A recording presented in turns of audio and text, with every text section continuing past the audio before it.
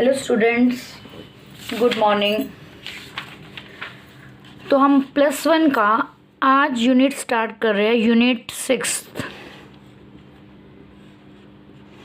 And name of the unit is gravitation.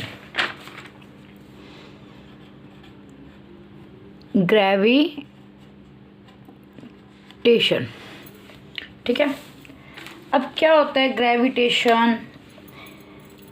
हम start करते हैं। Very first topic is Newton law of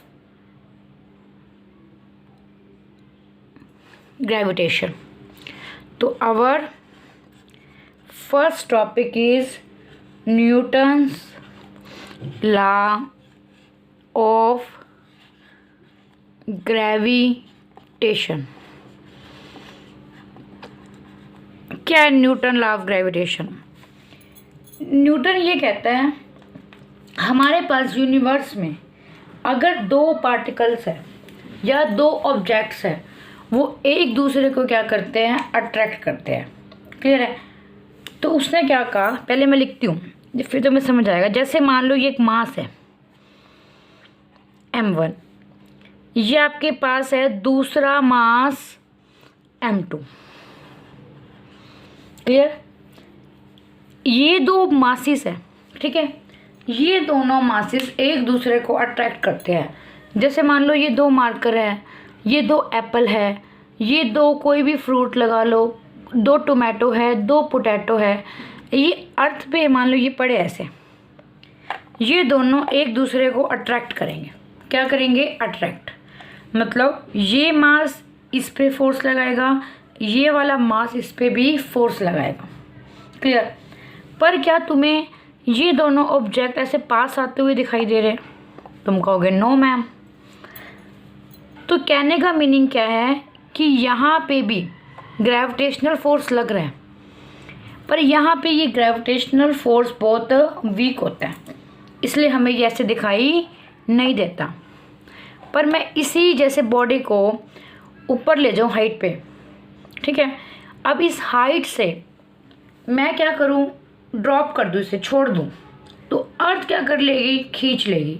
earth इसे क्या कर लेगी? खींच लेगी। अब थोड़ा सा ऑनलाइन है तो दिक्कत तो आएगी। तो आप समझ लो ये बॉडी है, इसको मैंने ड्रॉप कर दिया। ड्रॉप किया तो इस अर्थ ने इसको क्या कर लिया? अट्रैक्ट कर लिया, खींच लिया, ठीक है। तो अर्थ ने इसको अट्रैक्ट करा, तो देखो उस बॉडी, इस मार्कर के पास भी मास था, अर्थ के पास भी मास था, तो इन दोनों ने एक दूसरे पे क्या लगाया? Force of attraction. क्या लगाया? Force of attraction. क्लियर? तो ये लोग क्या कहते हैं कि जैसे मान लो ये मास है और ये दो मास है, जब भी दो मासिस है उनके बीच में किस टाइप का फोर्स लगता है? ग्रेविटेशनल। कौन सा फोर्स लगता है? ग्रेविटेशनल। तो क्या कहते हैं? According to this law. Clear? First क्या कहते हैं? ये याद रखना है, जो ग्रेविटेशनल फोर्स होता है वो अट्रैक्टिव नेचर का होता है। कैसे का होता है? अट्रैक्टिव। फोर्स ऑफ अट्रैक्शन, ठीक है। फोर्स ऑफ अट्रैक्शन किसके बीच में? बिटवीन टू पार्टिकल्स या two bodies. First directly proportional होगा, डायरेक्टली प्रोपोर्शनल होगा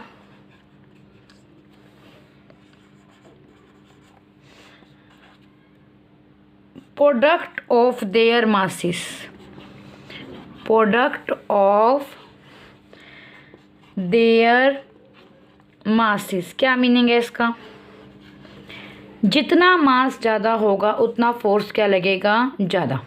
जितना मास कम होगा उतना फोर्स क्या लगेगा? कम। तो मैं यहाँ से क्या लिख सकती हूँ? F is directly proportional to m1 into में m2। क्लियर? सेकंड पॉइंट क्या होगा? ये जो फोर्स होगा इन्वर्सली प्रोपोर्शनल होगा किसके? Square of distance between them. ठीक है, जैसे मान लो ये दो मास हैं, तो इन दो मासेस के अपन ने कहाँ से कहाँ डिस्टेंस लेना होता है, सेंटर से सेंटर। कहाँ लेना होता है, सेंटर से सेंटर। तो ये जो सेंटर से सेंटर आपने डिस्टेंस लिया है, मान लो ये कितना है, आर। कितना है ये, आर। क्लियर। सेंटर से सेंटर जो आपने ये डिस्टेंस लिया है वो कितना है आपके पास, आर। क्लियर। तो ये किसके इनवर्सली प्रोपोर्शनल होगा, इज इनवर्सली प्रोपोर्शनल टू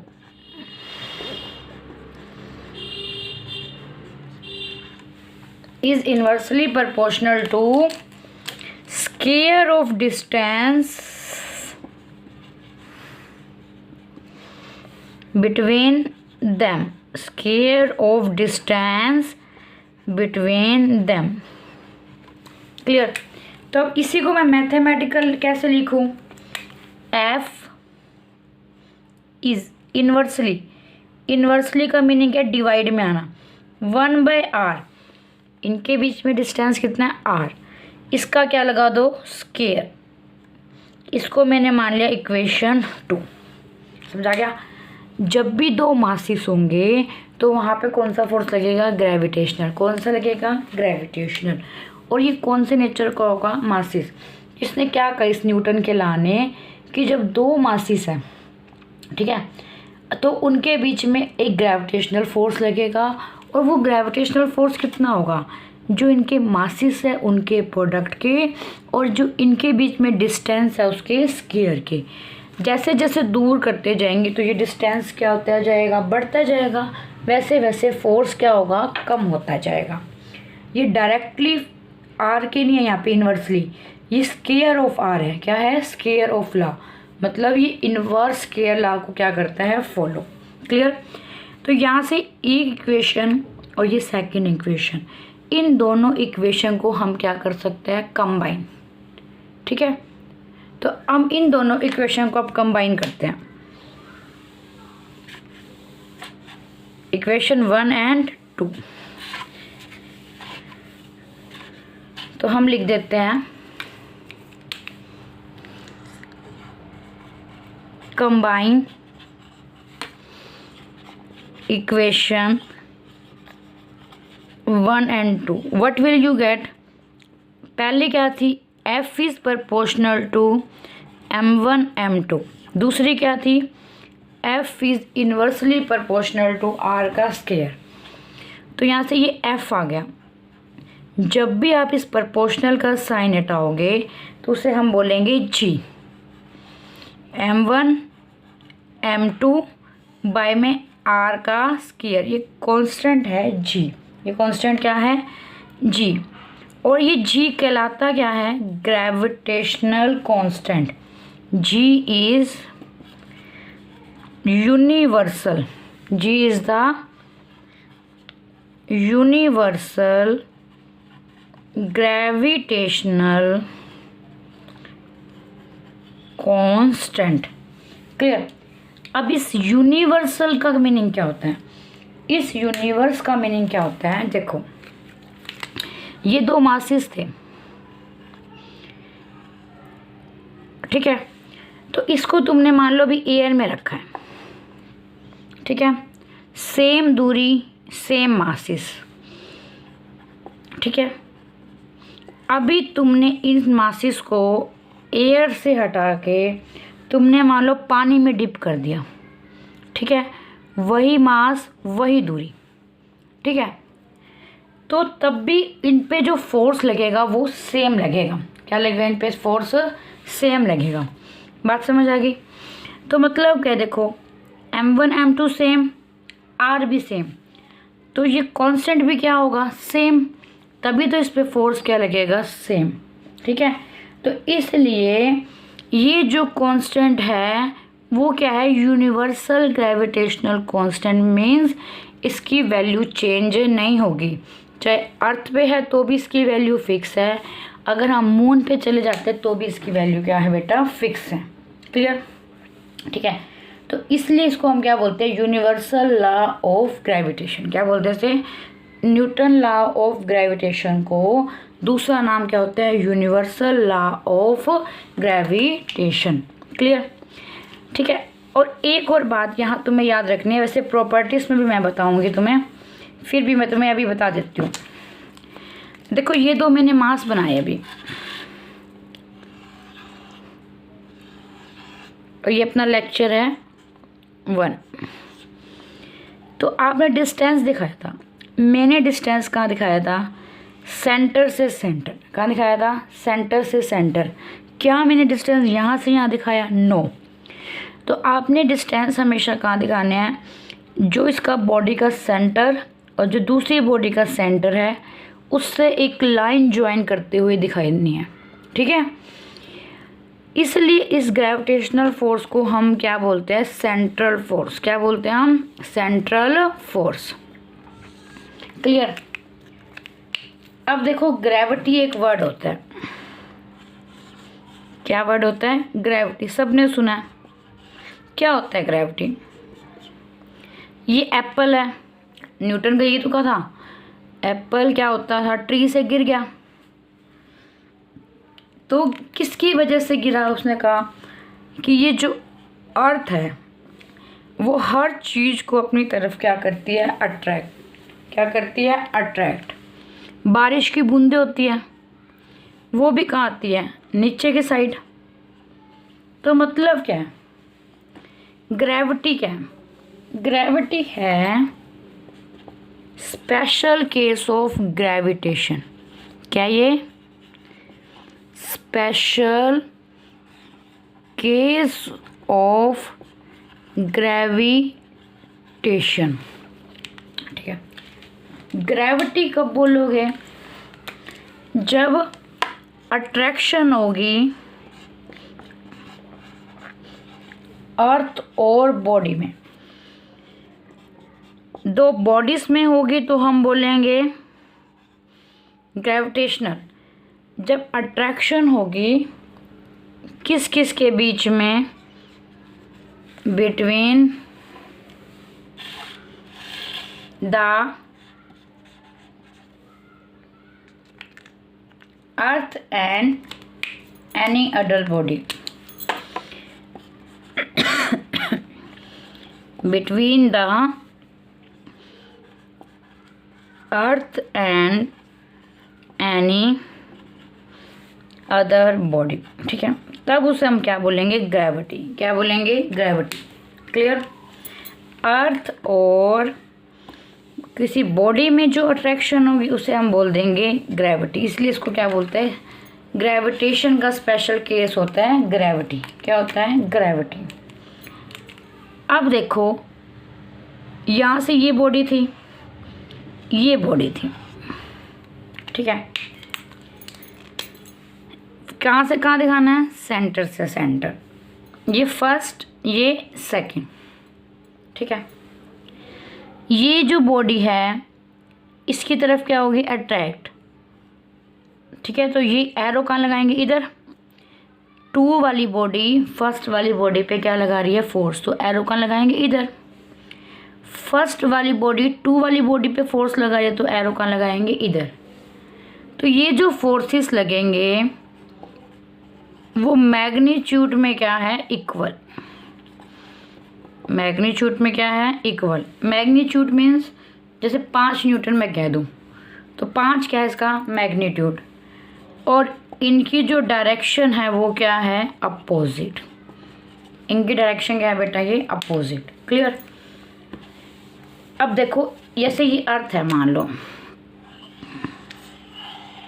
ठीक है, या कोई ऊपर हाइट पे एक बॉडी है जैसे, ठीक है।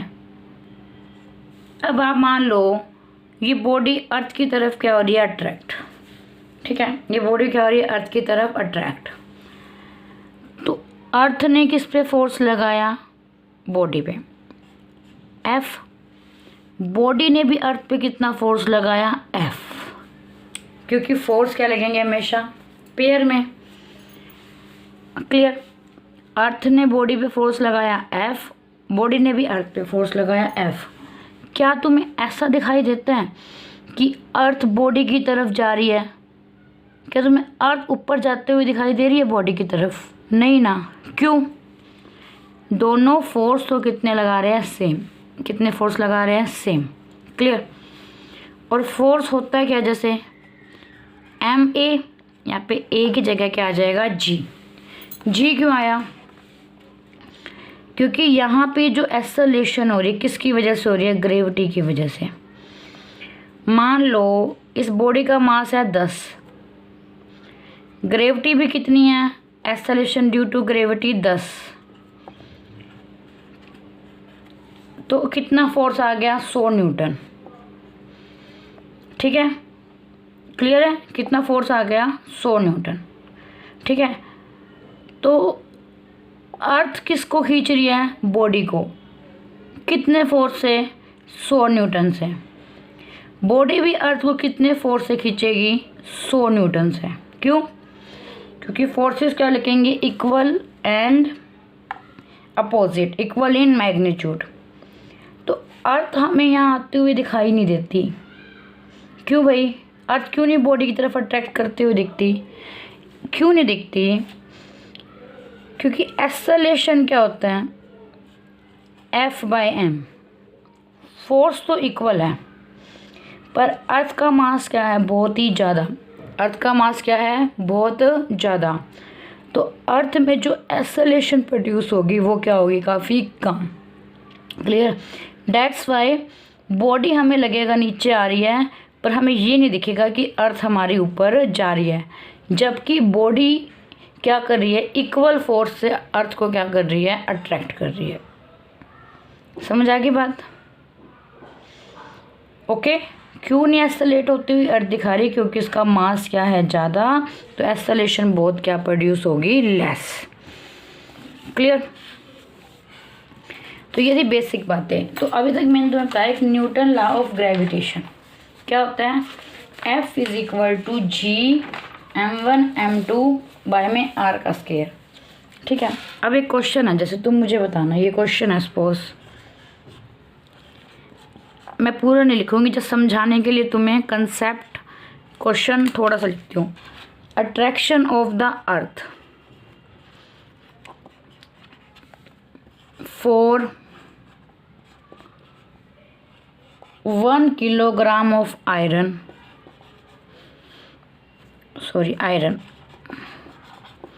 ठीक है, और गिवन है attraction of 1 kilogram iron for the earth. ठीक है, विच इज़ ग्रेटर? ये क्या कह रहा है कि आयरन 1 किलोग्राम की अर्थ को क्या कर रही है? अट्रैक्ट। ठीक है, 1 किलोग्राम की आयरन किसको अट्रैक्ट कर रही है? अर्थ को। ठीक है, अर्थ क्या कर रही है? 1 किलोग्राम आयरन को अट्रैक्ट कर रही है। समझ गए? क्योंकि फोर्सेस हमारे पास क्या लगेंगे? इक्वल। क्या लगेंगे? इक्वल।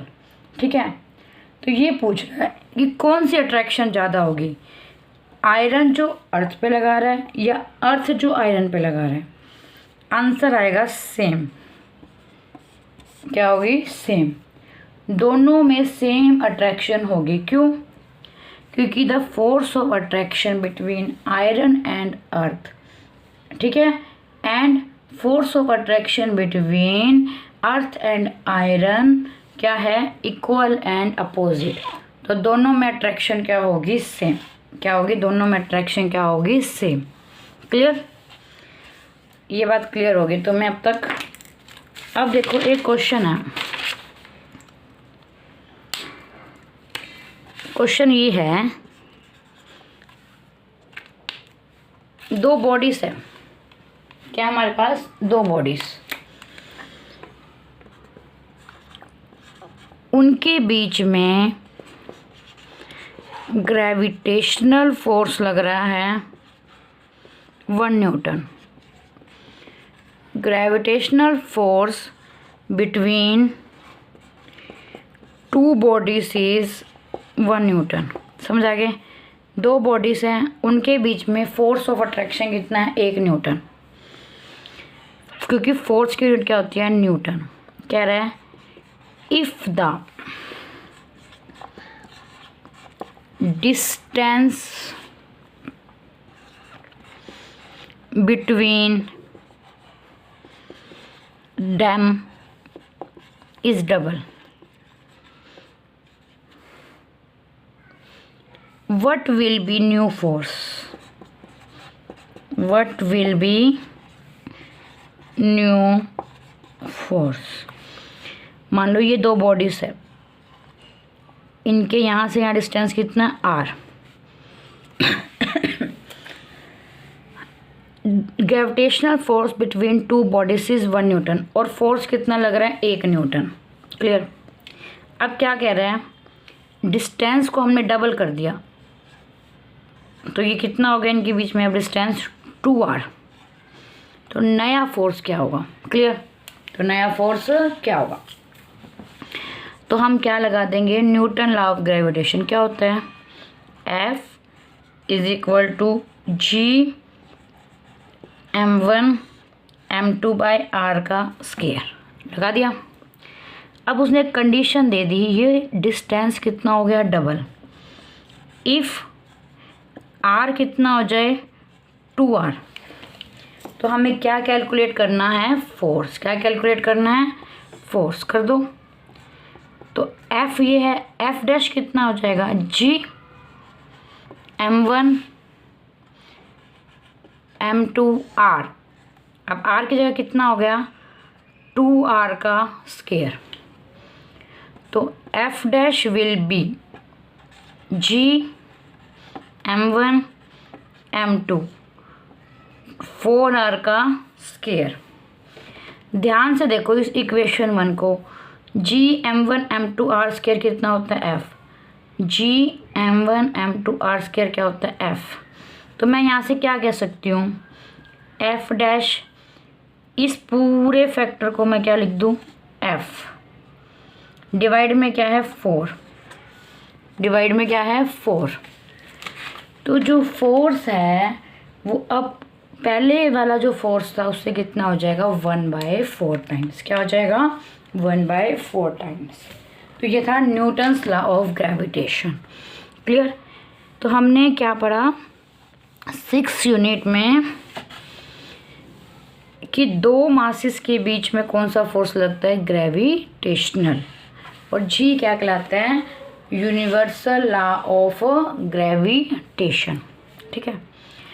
नेक्स्ट हम इसी जी के बारे में डिस्कस करेंगे अभी। और एक होता है छोटा जी और एक होता है बड़ा जी, ये ध्यान रखना है।